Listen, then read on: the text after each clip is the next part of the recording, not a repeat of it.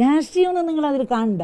ഒന്നും ഞാൻ ഇവിടെ എത്ര പല തരം രാഷ്ട്രീയക്കാർ ഇവിടെ വരുന്നുണ്ട്. ഞാൻ ഒറ്റയ്ക്ക് ഇവിടെ താമസിക്കുന്ന പോയാലും എനിക്ക് അങ്ങനെ എൻ്റെ സഖാവിൻ്റെ പേരിലാണ് എന്നെ കാണാൻ ആൾക്കാർ വരുന്നത്. അല്ലാണ്ട് ശാരദാ ടീച്ചറിനുള്ള ആ ഒരു ബഹുമാനത്തിൽ നായനാരുടെ ഭാര്യ ആ ശാരദാ ടീച്ചറെ കാണാൻ ആൾ വരും. ഞാൻ എല്ലാവരോടും വളരെ സ്നേഹത്തിലും സൗഹാർദ്ദത്തിലും എല്ലാവരോടും സംസാരിക്കുക, പെരുമാറുക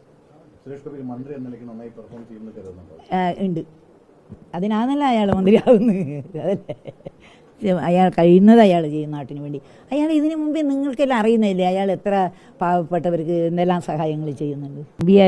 ആ സമയത്തും കൂടി അയാൾ ആർക്കോ 12 ലക്ഷം കൊടുത്തിട്ട് പറഞ്ഞു ഇനിയും അത് മതിയായില്ലെങ്കിൽ ഞാൻ വീണ്ടും തരുന്നതായിരിക്കുന്നു. അങ്ങനെ ഇപ്പോൾ ആരാ പറയാ?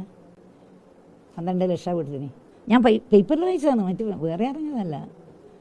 കണ്ടിട്ടുണ്ടാവില്ല നിങ്ങളെല്ലാം പേപ്പറിൽ? അത് തന്നെ,